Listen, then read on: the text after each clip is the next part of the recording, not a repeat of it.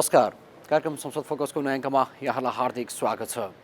दर्शकवृन्द, आजको श्रृङ्खलामा हामीले सङ्घीय संसद र प्रदेशसभाका पदाधिकारीहरू बीच भएको अन्तर्क्रिया र त्यसको निष्कर्षका विषयमा आधारित रहेर आजको कार्यक्रममा केन्द्रित रहनेछौँ।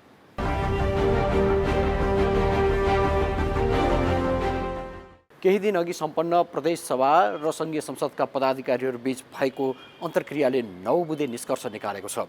विशेष गरी कानुन निर्माण, बजेट र कर्मचारी व्यवस्थापन लगायतका विषयहरूका साथसाथै सभा सञ्चालनका अनुभवहरू आदान प्रदान भएका छन्।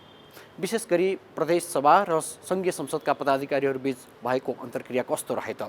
प्रस्तुत छ यिनै विषयहरूमा आधारित रहेर तयार पारिएको विशेष सामग्री अबको प्रस्तुतिमा।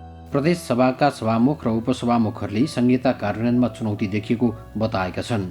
सङ्घीय संसद सचिवालयले आयोजना गरेको सङ्घीय संसद र प्रदेशसभा सञ्चालन अनुभव आदान प्रदान एवं अन्तर्क्रिया कार्यक्रममा बोल्दै प्रदेशसभाका सभामुख र उपसभामुखहरूले सङ्घ, प्रदेश र स्थानीय तहसँग जोडिएका महत्त्वपूर्ण कानुनहरू नभन्दा संहिता कार्यान्वयनमै चुनौती देखिएको बताएका हुन्। संविधान निर्माण भएको 5 वर्ष र प्रदेशसभा गठन भएको 3 वर्ष बितिसक्दा पनि सङ्घीय निजामती सेवा ऐन, सङ्घीय प्रहरी ऐन लगायतका अत्यावश्यक छाता ऐन निर्माण नहुँदा संहिता कार्यान्वयनमै प्रश्न उठेको बताए। संविधानमा 3 तहका सरकारका साझा अधिकारहरू बाँडफाँड भए पनि त्यसको कार्यान्वयनका लागि आवश्यक सङ्घीय कानुन निर्माणमा ढिलाइ भइरहेको, प्रदेशमा थुप्रै ऐन कानुन बनाउन नसकेको उनीहरूको निष्कर्ष छ। संहिता कार्यान्वयनका लागि आवश्यक कतिपय यी विधेयक सङ्घीय संसदको राज्य व्यवस्था तथा सुशासन समितिले पारित गरी सङ्घीय संसदको 6औं अधिवेशनमा टेबल गरेको थियो। तर संसदको अधिवेशन कोरोना प्रकोपको कारण देखाउँदै सरकारले अधिवेशन अन्त्य गरेपछि यी विधेयक प्रक्रियागत रूपमा अघि बढ्न सकेका छैनन्। कार्यक्रममा सभामुख अग्निप्रसाद सापकोटाले कानुन निर्माणको सम्बन्धमा राजनैतिक दलहरूबीच प्रशिक्षणको कमी रहेको बताउँदै पार्टीभित्र लोकतन्त्रको पनि राम्रो अभ्यास नभएको उल्लेख गर्नुभयो।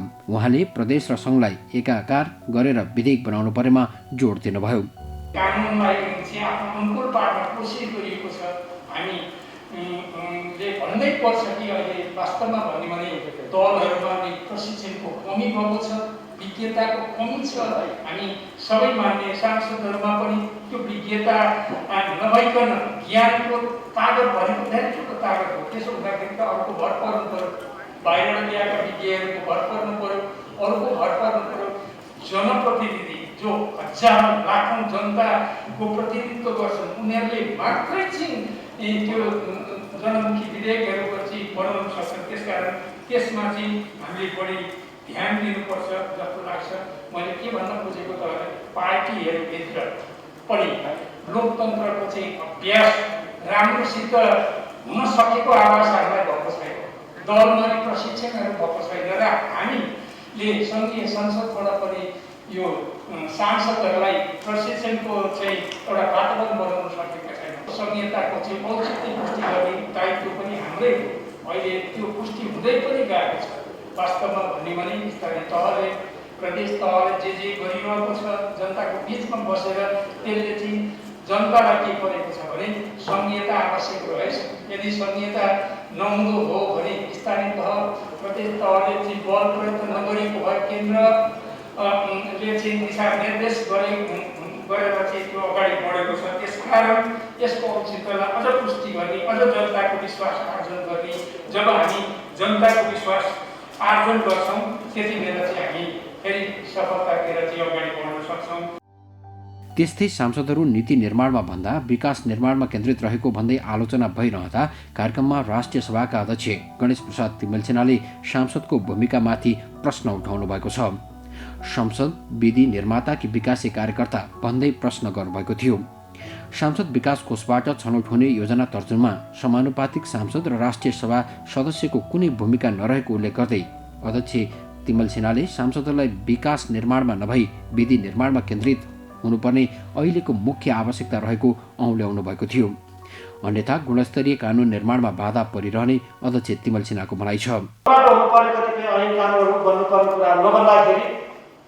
प्रदेशका अप्ठ्यारो छ, सङ्घ प्रदेशले बनाउनु पर्ने कतिपय नबन्दाखेरि स्थानीय तहलाई आधाभन्दा बढेको हिसाबले तर अहिलेकै कारणले हामीले अप्ठ्यारो झेल्नुपर्ने कुरा होइन। जे जति छन् भोलिका दिनहरूमा यति लामो अवधि गइसकेको छ र यो हिउँदे सेसनमा कम्तीमा पनि अहिले त निरन्तर बन्ने परिमार्जन हुने संशोधन हुँदै जाने प्रक्रिया हुन्छ भइरहन्छ। तर सङ्घको कारणले सङ्घले ऐनहरू नबनाइदिएर हामीले काम गर्न पाएनौँ भनेर प्रदेश र स्थानीय तहले गुनासो नहुने गरी अब बाँकी जति छन् केही बनाएका छौँ, त्यसलाई कानुनमा लाने हो। र बन्न बाँकिरहेका जति म कानुन मन्त्रीलाई विशेष गरी भन्न चाहन्छु, त्यस्ता ऐन जति सबै यो हिउँदे अधिवेशनमा पास गरेर अब प्रदेश र स्थानीय तहको लागि सङ्घले बनाउनु पर्ने कुनै पनि ऐनहरू बाँकी छैन भनेर भन्न सक्ने हामी गर्नुपर्छ। अर्को यस्तो जनगणको बेलामा, यस्तो बेलामा, यस्तो कार्यक्रममा त्यो भन्न गर्वका साथ त्यो भन्न पाउने वातावरण बनाउन म कानुन मन्त्रीलाई विशेष भन्न चाहन्छु। त्यस्तै पछिल्लो समय संसद अधिवेशन बोलाउनु पर्ने भन्दै सत्तारूढ र प्रतिपक्षी दलका सांसदहरूले आवाज उठाइरहेका बेला कानुन, न्याय तथा संसदीय मामिला मन्त्री डाक्टर शिवमाया तुम्बाम्पेले सङ्घीय संसदको नियमित अधिवेशन आह्वानको तयारी भइरहेको बताउनु भएको छ। त्यस्तै संसदले हालसम्मका कार्यमा कति प्रगति भयो भनेर समीक्षा गर्नुपर्ने बताउँदै व्यवहार परिवर्तनको विषयमा पनि ध्यान दिनुपर्नेमा जोड दिनुभयो। उहाँले ऐनमा भएका विषयलाई अभ्यासमा ल्याउनका लागि प्राथमिकतामा राख्नुपर्नेमा जोड दिनुभयो। हाम्रो नियमित अधिवेशन अन्त्य भएको धेरै समय बितिसक्यो। नियमित अधिवेशनमा हामी प्रवेश गर्ने बेला भइसकेको छ। तसर्थ मैले अनौपचारिक रूपमा सभामुखज्यूलाई त मैले फोन गरेको थिएँ, तर उहाँसँग मेरो सम्पर्क भएको थिएन। अध्यक्षज्यूलाई मैले भनेको छु र कर्मचारी साथीहरूलाई भनेको छु, यहाँको आवश्यक पूर्व तयारीको निम्ति यहाँले काम गर्नु होला भनेको थिएँ। मैले अहिले भर्खरै राष्ट्रिय सभाको हल हेर्दा त्यहाँ बनाउनु भएको छ, फिनिसिङ गर्न बाँकी रहेछ र प्राथमिक सभाको सम्भवतः यसै गर्नुभएको होला। र हामी नियमित अधिवेशनको निम्ति कति भन्ने कुरा टुङ्गो लागेको छैन, तर नियमित अधिवेशन आह्वान हुन्छ।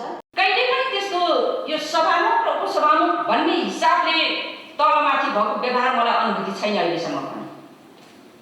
कहिले पनि त्यस्तो खालको अनुभूति दिने त्यस्तो व्यवहार भएको थिएन। मैले त्यति बेलाको सभामुखलाई सम्झना गर्छु। मैले किन सम्झेँ?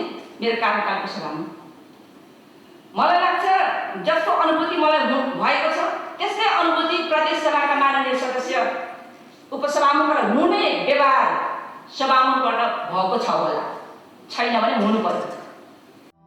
गत शनिबार र आइतबार 2 दिनसम्म चलेको सङ्घीय संसदको राष्ट्रिय सभाका अध्यक्ष, उपाध्यक्ष तथा प्रतिनिधि सभा एवं प्रदेश सभाका सभामुख, उपसभामुखहरूको भेलाले प्रदेश सभा सेवा समूह गठन गर्न पहल गर्ने निर्णय गरेको छ।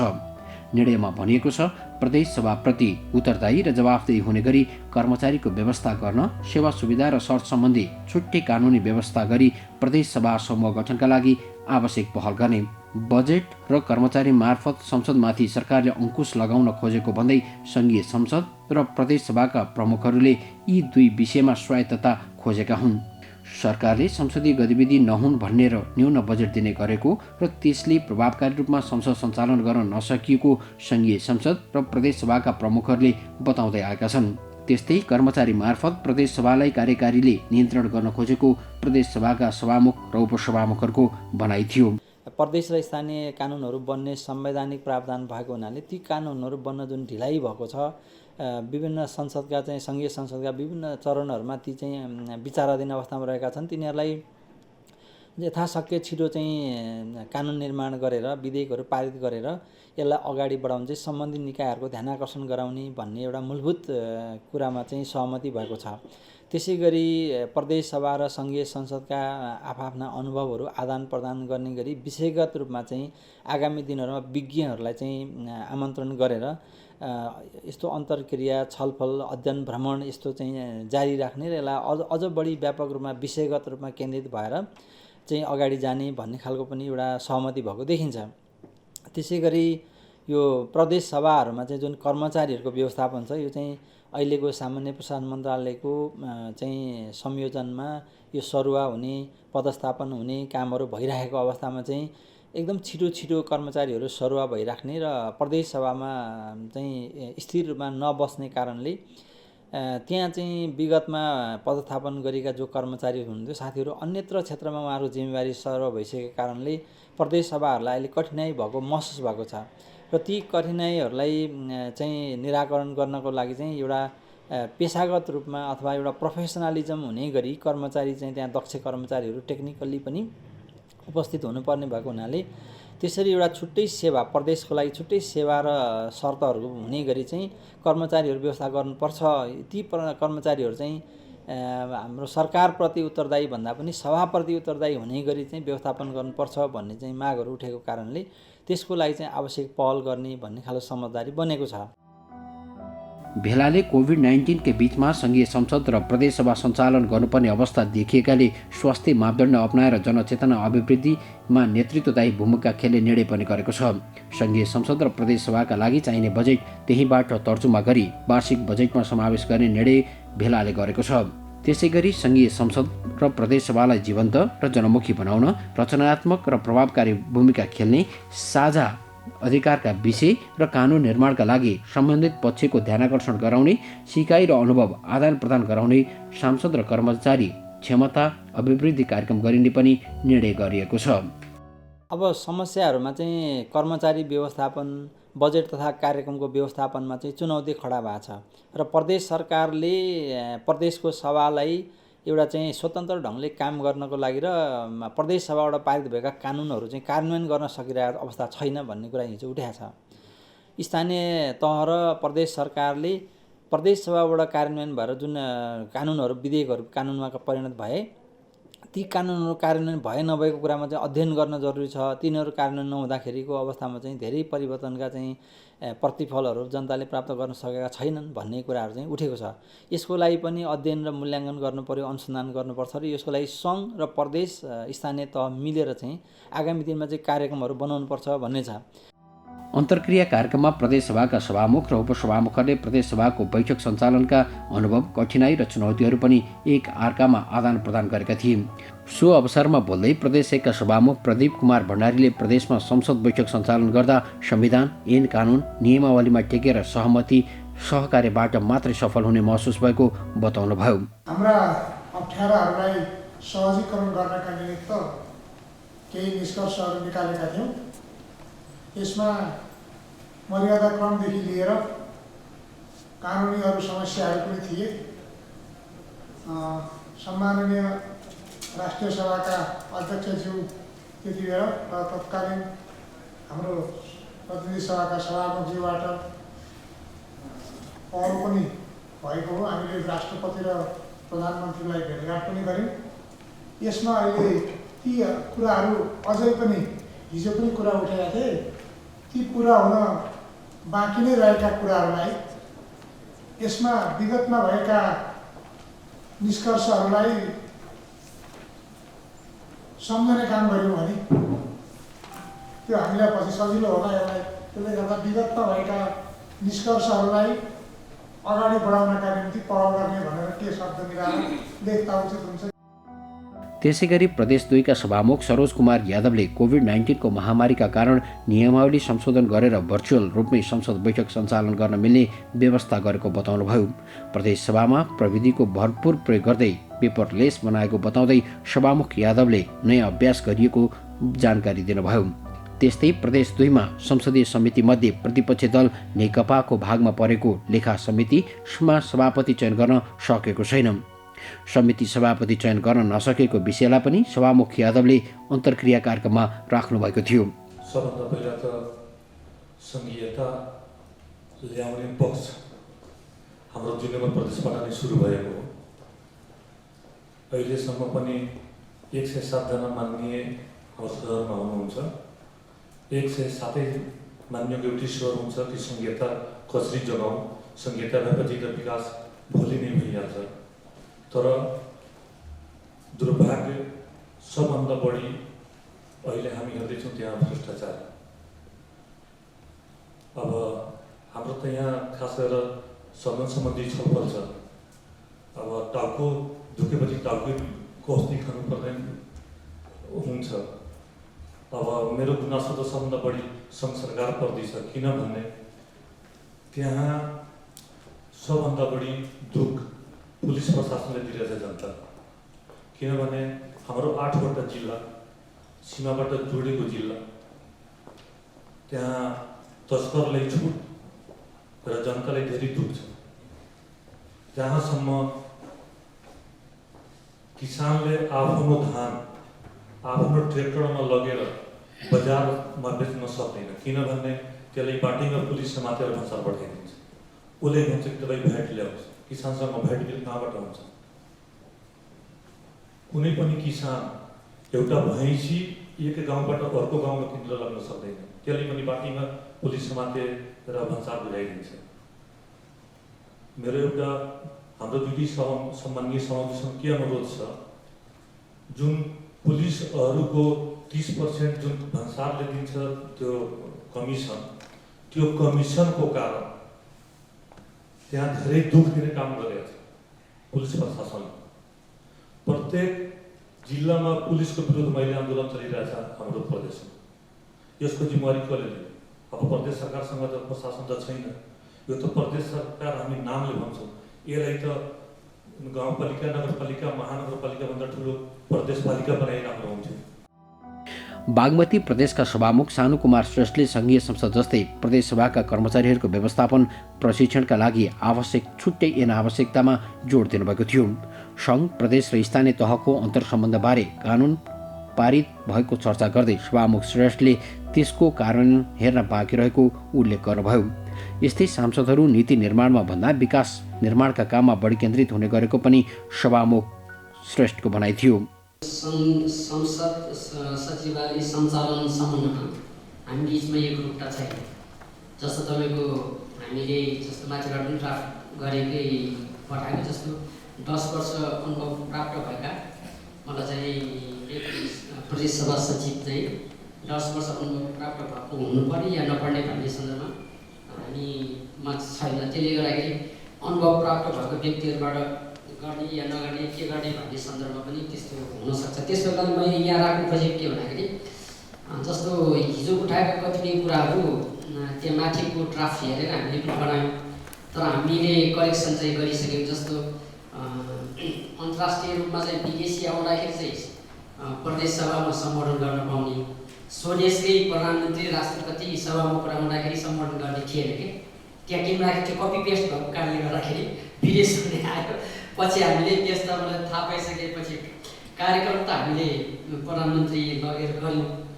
त्यो मलाई चाहिँ एउटा यो भन्नु खोजेको यही विदेशी भएपछि स्वदेशी त स्वतः हुन्छ नि भन्ने हिसाब किताबले सहमति गरेर गऱ्यौँ। त्यस्तो कतिपय कुराहरू त्यो चाहिँ कपी मलाई माथिको कपी पेस्ट हुँदाखेरि कतिपय त्रुटि चाहिँ हुने गरेको छ। त्यसको हुनाले यसलाई चाहिँ हामीले प्रदेश सभा सञ्चालन सम्बन्धी नियमले त्यसको छुट्टै चाहिँ कार्यशाला हुनुपर्छ। भर्चुअल माध्यमबाट बैठकमा सहभागी गर्नकी प्रदेशका सभामुख नेत्र अधिकारीले सङ्घ र स्थानीय तहको काम गर्ने तौर तरिकाले प्रदेश तहको अस्तित्वमाथि नै चुनौती खडा गरिदिएको बताउनु भएको थियो। साझा अधिकार भनेर छुट्याइएको भए पनि अत्यावश्यक ऐन कानुन नबन्दा प्रदेश तह नै ओझेलमा परिरहेको र संहिताको मर्ममै प्रश्न चिन्ह उब्जिएको सभामुख अधिकारीको भनाइ थियो।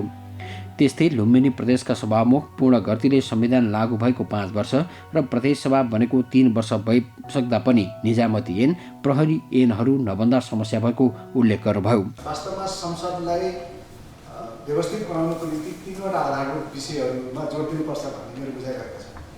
जस्तो कि मैले हिजो पनि भने आर्थिक स्वायत्तता संसदमा हुनुपर्छ।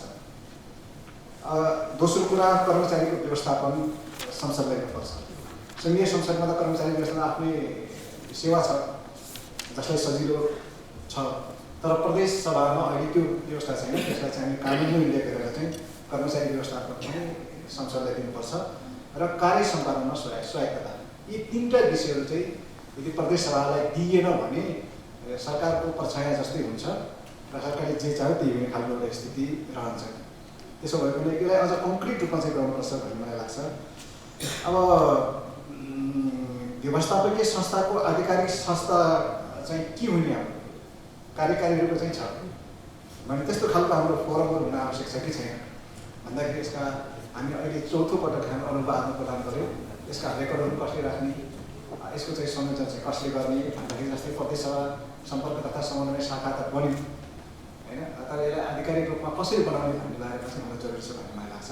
कर्णाली प्रदेशका सभामुख राजबहादुर शाहीले प्रदेश सभामा भिडियो कन्फरेन्स सिस्टम विकास गरेर कानुन निर्माण गर्दा विज्ञ तथा सरोकारवालाहरूलाई सहभागी गराइएको जानकारी दिनुभएको थियो। प्रदेश सभाका संसदीय समितिहरूले प्रत्यायोजित विधायन र सरकारी आश्वासनको अवस्था कस्तो छ भनेर अत्यावश्यक निर्देशन दिने काम पनि गरिरहेको सभामुख साईले बताउनुभयो। जस्तो एउटा प्रवृत्ति हाम्रोमा के देखिएको छ भने प्रदेश सभाहरूको सन्दर्भमा कुरा गर्दाखेरि हाम्रो परिधिभन्दा बाहिर गएर कार्यक्षेत्रभन्दा दायराभन्दा बाहिर गएर केही विषयहरू उठान हुन्छन् प्रदेश सभामा। जस्तो अघि हाम्रो लुम्बिनी प्रदेशको मान्य सभामुखले पनि उठाउनुभयो। जस्तो प्रदेश सरकारको जिम्मेवारीभित्र नपर्ने विषयहरू पनि मान्य सदस्यहरूले प्रदेश सभामा उठ्ने र त्यसको समाधान प्रदेश सरकारहरूले गर्न नसक्ने, जवाब दिन नसक्ने परिस्थिति चाहिँ हो। त्यसमा मान्य सदस्यहरूले आफ्नो कार्यक्षेत्र, आफ्नो सरकारको कार्यक्षेत्रलाई ध्यान दिएर नै प्रस्तुत हुनुपर्छ जस्तो लाग्दछ। अर्काको कार्यक्षेत्रको विषय अर्कैले जवाब दिन मिल्दैन, त्यो सोध्न पनि हामीले हुँदैन जस्तो लाग्छ। त्यस्ता कुराहरू भइराखेका छन् र त्यसले अल्टिमेटली के गरेका छ भन्दाखेरि त्यहाँका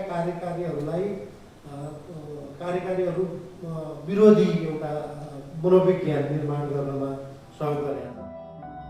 त्यस्तै सुदूरपश्चिम प्रदेशका सभामुख अर्जुन बहादुर थापाले 3 तहका सरकारहरूको साझा अधिकारका कानुनहरू सङ्घीय सरकारले चाँडो बनाउनु पर्नेमा जोड दिनुभयो।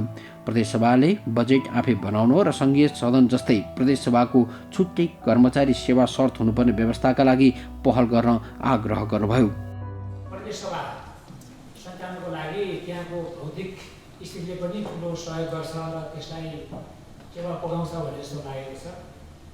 त्यसैले अब हामी अहिले प्रदेश सभाका भवनहरू सबै प्रदेशमा नबनिसकेको अवस्था भएको हुनाले हामीले हाम्रो देशमा एउटा युनिक टाइपको प्रदेश सभाका भवन अथवा प्रदेश सभा सञ्चालनको लागि एउटै डिजाइन, एउटै स्टेट अथवा एउटै प्रकारको यदि हामीले सुरुवात गऱ्यौँ भने मलाई लाग्छ नेपालमा अब सबै 7वटा प्रदेशमा एउटा एक किसिमको झर्को पनि देखिने र हामीले बनाउनै पर्ने छ। त्यसो भयो भने यस विषयमा सम्बन्धित प्रदेश सरकार वा सङ्घीय सरकार त्यसको बजेटिङको विषयमा, त्यसको डिजाइनको विषयमा र त्यसलाई एकताको विषयमा पनि अब यो सभामुखको विचार यसरी प्रस्तुत भएको छ भन्ने कुरालाई लिएर पहल गर्ने गर्दा ठिक हुन्छ कि। त्यसो हुँदा एउटा त हाम्रै कार्यकालमा त्यो भवनको कम्तीमा सुरुवात भयो भन्ने कुरा हुन्छ। अर्कोतर्फ हामीलाई यो कम्तीमा 100 वर्षसम्मको लागि पनि यो भवनले चाहिने राम्रो प्रतिनिधित्व गर्छ र त्यति बेलाको समयमा यो सुरुवात गरेको भन्ने खालको हुन्छ। त्यस्तै प्रदेशका उपसभामुखहरूले संसद र प्रदेश सभालाई निर्देशन दिने तर त्यसको कार्यान्वयन प्रभावकारी हुन नसकेको टिप्पणी गर्नुभएको थियो।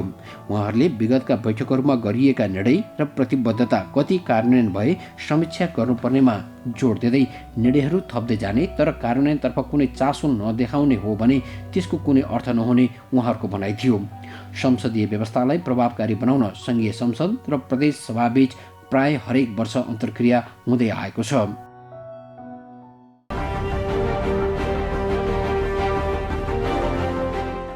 सङ्घीय संसद र नीति निर्माणसँग सरकार सङ्घीय संसदका गतिविधि र नीति निर्माणसँग सरकार राख्ने कार्यक्रम संसद फोकस आजलाई यति नै। तपाईँहरूले यो कार्यक्रम नेपाल टेलिभिजनको वेबसाइट www.ntv.org.np र नेपाल टेलिभिजनको मोबाइल एपमा हेर्न सक्नुहुनेछ। अर्को साता हामी नयाँ विषयहरूका साथ उपस्थित हुनेछौँ। हामी सबैलाई बिदा दिनुहोस्। नमस्कार।